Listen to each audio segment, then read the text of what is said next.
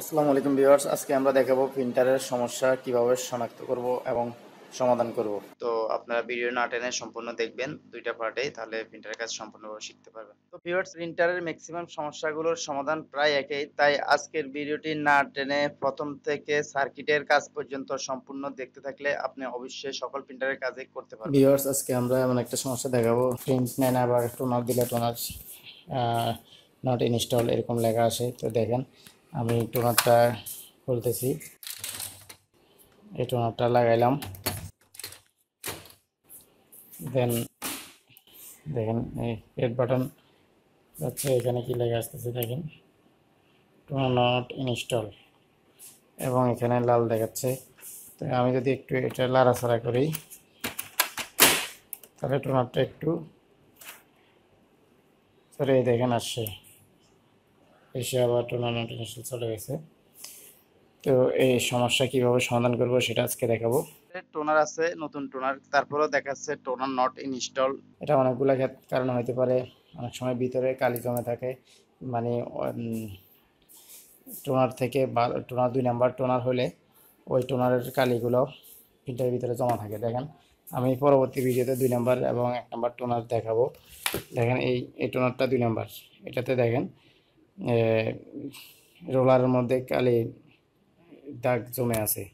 এই জাতীয় সমস্যাগুলো পেলে আপনি যা করবেন, টোনারটাকে চেঞ্জ করে আরেকটা টোনার দিয়ে দেখবেন। এরপরে টোনারে ছোট একটা সার্কিট থেকে ওই সার্কিটটাও আপনি চেঞ্জ করে দেখতে পারবেন এবং ড্রাইভারগুলো ইনস্টল আনইনস্টল করে দেখবেন। এছাড়াও প্রিন্টারে কোনো পেপার জ্যাম হয়ে আছে কিনা বা কোনো ডাস্ট আছে কিনা তাই চেক করবেন এবং প্রিন্টারের রোলারটা পরিষ্কার করে দেখবেন।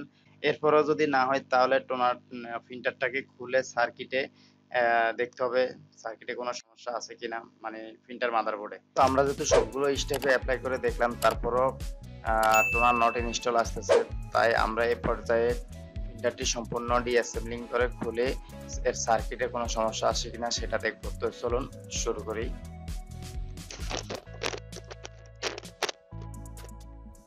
আগে টোনারটা খুলে নেবেন, প্রিন্টারের টোনারটা খুলে নেবেন।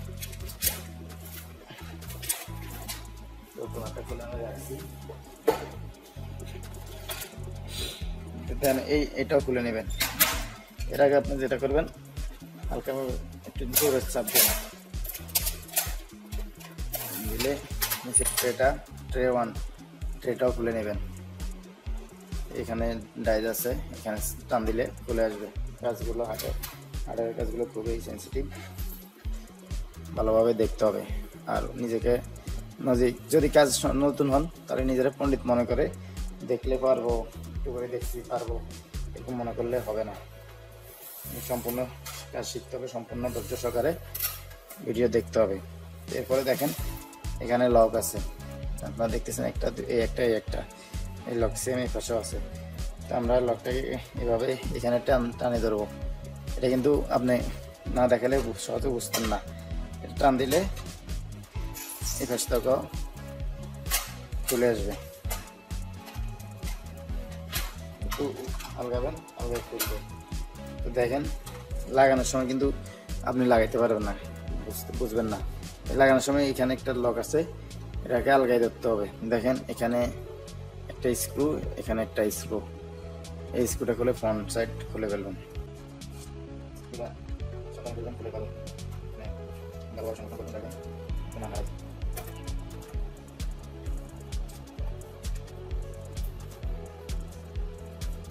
এখানে একটা লক আছে, এটা ধরে খুলে নেবেন। এগুলোকে একটু খুলে আবার লাগাই দিবেন। র্যামটা পরিষ্কার করে নেবেন, এখানে র্যাম থাকে। র্যামটা দেখেন 2 পাশে লক আছে, ল্যাপটপের মতো, দিলে খুলে যাবে। র্যামটাকে একটু মুছে আবার লাগাবেন। এরপর দেখেন এই যে স্ট্যান্ড আছে, এটা 2 পাশে স্ক্রুগুলো খুলে নেবেন।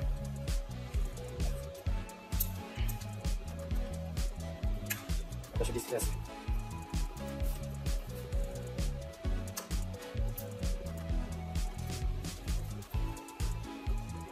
নিজের লক, এই লক সার্ভিসের লকগুলো খুলে নেবেন।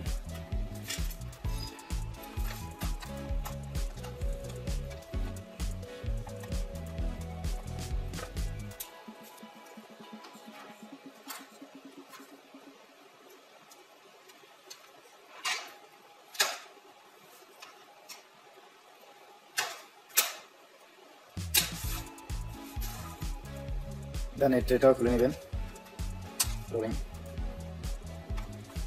এটাও খুলে নেবেন। এরপর আমরা করবো কি, আমরা এই সাইডগুলো খুলে নেব। দেখেন এই সাইডে লক আছে, আপনারা এটা দেখতেছেন।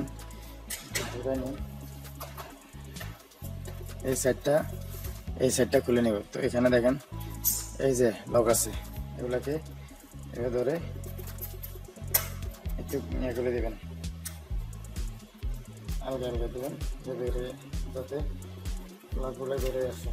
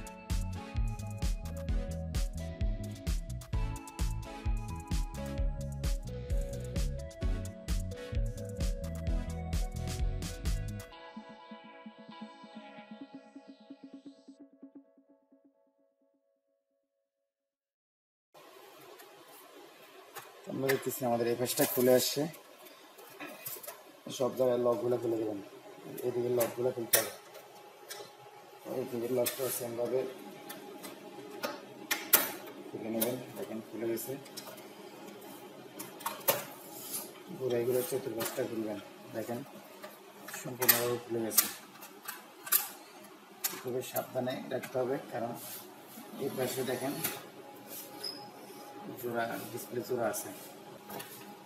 লুজ হয়েছিল, আমি আরেকটু চাপ দিই, এটা খুলে নিতে পারেন, সমস্যা নেই, টান দিলে খুলে যাবে। এই দেখেন খুব সাবধানে খুলতে হবে।